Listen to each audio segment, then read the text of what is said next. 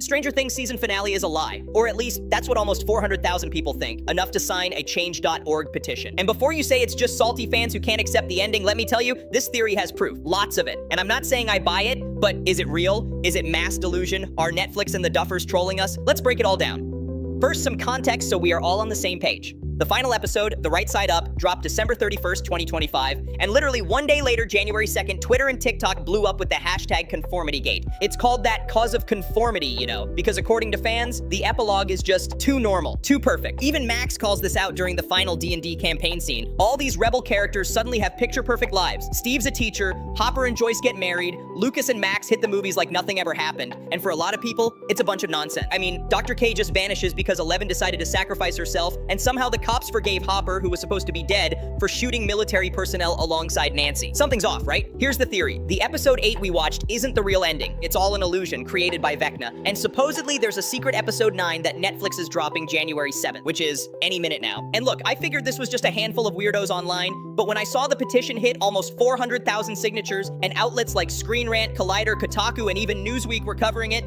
I had to dig in. So, what's the actual evidence? Let's start with the graduation scene, the one everyone keeps bringing up. Fans noticed every character has their hands crossed the exact same way, identically. And that pose, according to them, matches Henry Creel's when Eleven banished him to the Upside Down. Coincidence? Maybe. But there's more. The graduation gowns are orange, and a lot of people say that color wasn't common in the 80s. It's more tied to prison uniforms, like the characters are Vecna's prisoners, without even knowing it. But sure, you could say the show's never been that accurate to the 80s anyway. Okay, but according to Nancy's novel, Hawkins' high graduation gowns are green. And on top of that, they counted exactly 12 people wearing sunglasses in that scene. The same number of kids Vecna needed to merge the worlds. Too specific to be random? Maybe, but it just keeps stacking up. And I know, I may sound crazy. Now my favorite part, the Truman Show references. If you haven't seen the movie, spoiler, it's about a guy living in a fake reality without knowing it. His whole world is a TV set, and fans spotted red exit signs placed way too prominently in multiple epilogue scenes. Behind Max and Lucas, probably the least obvious one of them three. Behind Will at the bar, way too in your face. Behind Joyce and Hopper on their date. But in an earlier episode at Enzo's, that sign barely shows up. Totally different from how it pops in the epilogue. And honestly, when I noticed it, I thought, these coincidences are really piling up, because you don't accidentally leave a red exit sign in frame 3 times, once in every romantic scene. Either you're terrible at set design or you're dropping hints. And just like that one, fans found a bunch more connections to the movie throughout season 5,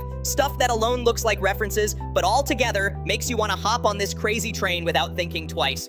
They also claim the D&D books in this scene spell out X a lie, as in Dimension X is a lie. That one feels like a reach, but hey, I'm bringing it up because it all ties together. Remember, I'm not here to judge, but to spread a little bit of delusional hope, okay? Now, the number 7. Fans point out that 7 keeps showing up throughout the season, and the date supposedly picked for the real episode is January 7th, which also happens to be Orthodox Christmas, and this season already has a history of dropping on holidays. They also did the math. If episode 9 existed, it'd be episode 43 of the whole series, exactly 43 days after season 5's premiere. Conspiracy math? Probably. Fun to dig into? Absolutely.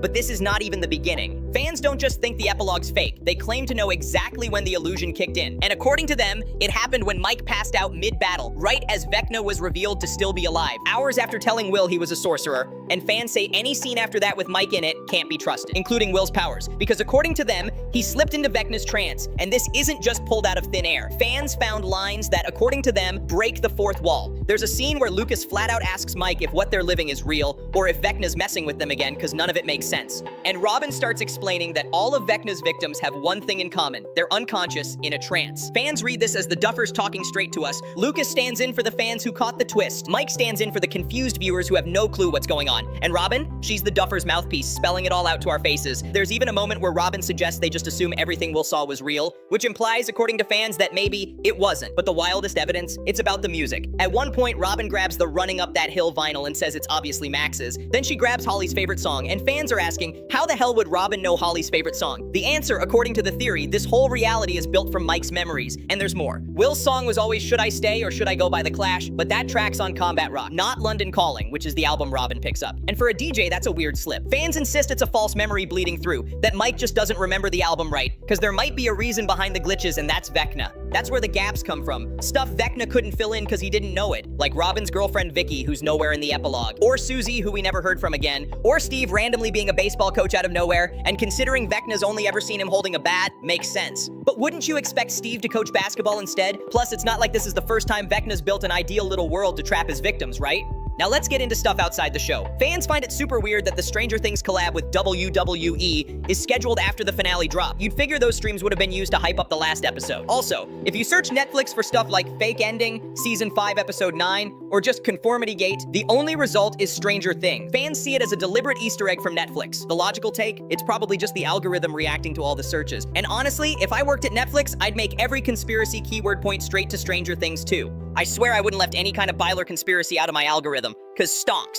Now, the official response. The Duffers haven't addressed Conformity Gate directly, but when fans pushed for deleted scenes, Ross Duffer told Variety he doesn't think there's a single cut scene left to show. And when Matt Duffer got asked about multiple endings, he said it wasn't just impossible because of time and energy, it'd be insane. Randy Havens, the actor behind Mr. Clark, was way more blunt on Instagram. He straight up said, "There's no secret Snyder cut of the show. Please don't believe everything some random on the internet tells you." And Netflix announced a doc called One Last Adventure, The Making of Stranger Things 5 for January 12th, where we'll get exactly that, the making of season 5, which for a lot of people, myself included, confirms the show's done, period. The cast also posted goodbyes on socials. Millie Bobby Brown wrote, "Over and out." Noah Schnapp dropped the end with a smiley face. Doesn't exactly sound like people sitting on a secret episode. In fact, it seems like they are a little bit sick of the show, honestly. But has anything like this happened before? Well, Game of Thrones had a petition with 1.8 million signatures to redo season 8. Yeah, HBO straight up ignored it. Lost had similar theories about its ending, and the creators had to come out and shut down the wrong takes. The only time something like this actually worked? The Release the Snyder Cut movement, which finally got Zack Snyder's Justice League released. But the big difference there was documented proof of filmed footage that never made it in. With Stranger Things, the creators flat out deny any deleted scenes exist, which basically means there's nothing really tangible to hold on to, you know? So what do I actually think after all this wild evidence and crazy theories? Look, I get it. I get why people want to believe there's more. The ending left a lot open. Eleven's fate is up in the air. Characters vanished with no explanation. The epilogue felt too neat, too tidy, almost fake. And that gut feeling of something's not right, it's real, okay? I'm not gonna pretend it isn't. But I think Conformity Gate says more about a fandom that can't process an ending than any actual conspiracy. It's easier to believe there's a hidden episode than to accept this was it. That said, January 7th, if Netflix drops an episode 9 out of nowhere, I'll post an apology video titled "I'm an idiot and I was wrong." But honestly, I don't see it happening. What's gonna happen is thousands of fans refreshing Netflix at midnight hoping for a miracle. And when nothing shows, they'll jump to the next theory, probably locking in a new date like, I don't know, November 6th, because that's just how fandoms work. But I gotta say, digging into this theory was more fun than half of Volume 2. And maybe that's the whole point. Not whether a secret episode exists, not whether Vecna's still in control, or whether Netflix is pulling a massive prank. But when something you followed this long finally ends, your brain keeps trying to patch the holes, looking for slip-ups, hidden meanings, a not yet to cling to. Conformity Gate didn't start because the ending's fake. It started because accepting that this is the ending hurts more than believing in a lie. And maybe that's why the epilogue feels so weird and clean. So, still, like the show itself is saying, time to let go. And I guess not all of us are ready for that, but who knows? We'll see. Anyway, I'd love to hear what you think. You buying Conformity Gate, or is it just mass delusion? I'll drop the full series recap right here if you're struggling to move on like me, and hopefully I won't have to update it. But subscribe just in case. Thanks for those likes, and I'll catch you there.